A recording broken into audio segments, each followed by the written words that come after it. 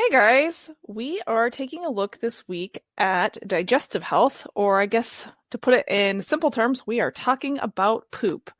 We know what goes in must come out. So looking at this gives us a really nice snapshot of what's going on in the body and how your food is getting digested and absorbed. Again, so the polite way to talk about this is we are looking at your digestive health. Our goal in doing this is to help you build a stronger gut, to reduce inflammation, and to help you absorb as many nutrients as possible from your food. But before we start taking a look at the different shapes and colors of your stools, did you know that your gut influences so many things? To just name a few, we know it influences your mood, your skin, your immune system. In fact, roughly 75% of your immune system is found in your gut, your metabolism, and your weight, just to name a few. If you ever want to take an interesting yet really entertaining look at just how crazy important your gut is, I recommend watching the documentary, The Gut, Our Second Brain. It is really highly enlightening and actually, like I said, somewhat entertaining. Okay, so first up, our first question is, how often do you go? If you're going once, twice, even possibly 3 times a day on a fairly regular basis, and when you're going, you feel that everything is fully out or evacuated, and the size and shape are right, then that's a really great sign. That means your body is doing its job and your digestion is fairly strong. So 1 to 2 times a day is kind of the healthy area we want you to be in. If you are in a recent pattern of going more than 3 times a day, something is off and you're not absorbing as many nutrients as you need to. If this has been going on for a long time, it probably needs to be checked out, as you might have some type of issue such as Crohn's, celiac, an infection, or IBS. Otherwise, the simple fix for this, if it's just a recent, development, it hasn't been ongoing, is to eat more fiber. You're going to find out that fiber is the answer to a lot of things, okay? We've mentioned fiber before because it's awesome. Most importantly, because it slows down digestion, which gives your body more time to absorb nutrients. The other thing it does is it adds bulk to your stool, and that helps stimulate peristaltic movement through the digestive tract. It's what gets those muscles to start contracting and moving things through. The other awesome thing that we've talked about with fiber is it makes you feel full and it doesn't have any calories, so it's just a super awesome thing, right? Again, if you are going too much, the other things to do are eliminate alcohol and eat prebiotic and probiotic rich foods. So prebiotic rich foods are things like apples, sweet potatoes, carrots, and asparagus. Okay. Notice those are also all high in fiber. Those are going to help feed the good bacteria in your gut. And the probiotic rich foods, which will provide the bacteria, are foods like kombucha, kefir, kimchi, and sauerkraut, just to name a few. Okay, so that's if you are going possibly too much, but yikes, yikes, yikes, what if you're not going at all? Constipation can be a really big problem, especially as far as just absorption and your digestive tract moving the way that it should.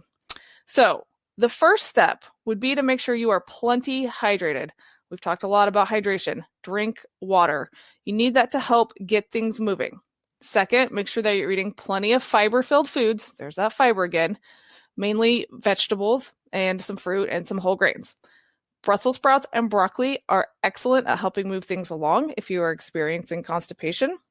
If you don't love veggies, you can add your veggies to your smoothie and hide them. Maybe that's an easier way to get them in. We also recommend adding in a magnesium supplement, as it can tend to have a laxative effect and get things moving. Okay, so we've talked about frequency. Next up, color. Color can vary depending on a variety of factors, but if your poop is brownish or greenish, like if you eat a lot of spinach, it will probably look more green, you're good. Remember, if you eat foods like beets, that's going to throw things way off, and you might have pink or red stools a couple of times, but there's no need to freak out if you know it's from eating beets. Some colors to worry about or tell us that something needs to change. If your stools are a pale, clayish color or kind of a yellow color, that's probably a sign that you are having difficulty digesting fatty foods. You're probably deficient in essential fatty acids, the good fats. So if that's the case, eat more essential fatty acids, and that would look like eating foods such as fish and avocados. Next up, if your stools are the color of red or black, that can be really concerning. Now, if you are taking an iron supplement, it's normal for your stools to be on the darker side, so there's no cause for alarm there. However, if you're not, then red or black can be a warning sign. That means there might be internal bleeding or a sign of E. coli, so that's pretty serious. So what we really want to look at today for most of us is size and shape. And this one's fairly easy because you can reference what you're going to see here is the Bristol stool chart. So first on the chart, we have separate hard lumps. Your poop kind of looks like rabbit pellets. You're probably constipated and your liver needs help. You need lots of fiber and you need water. A magnesium supplement is also good. Milk thistle can also help support the liver. So if you're experiencing that, those are the things we recommend doing.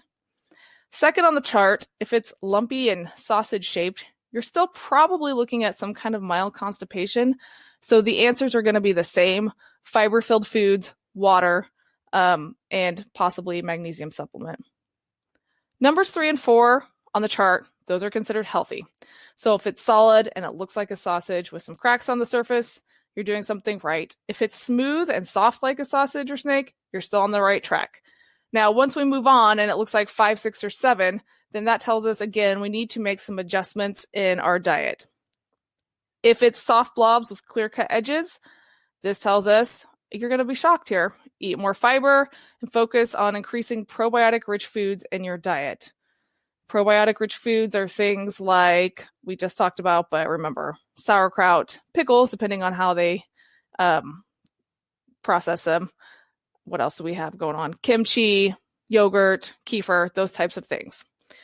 If it's mushy with ragged edges, we still kind of need to work on that same issue. And then if you have constant diarrhea, well, if it's just for 1 or 2 times, if you're sick, you ate something bad, or you've created some GI distress while training or racing, we know this is a temporary issue. However, like I was saying, if you have it constantly, it's a common occurrence for you, then we need to go back to what we talked about earlier, that you need to get this checked out, as it could be something way more serious like Crohn's or IBS or something. But what we do know is if it's happening a lot, your body is not absorbing the nutrients that it needs to. Everything is kind of passing through. The other thing that's not listed on the chart is if your stools are thin and shreddy. If they are, your colon is screaming for help.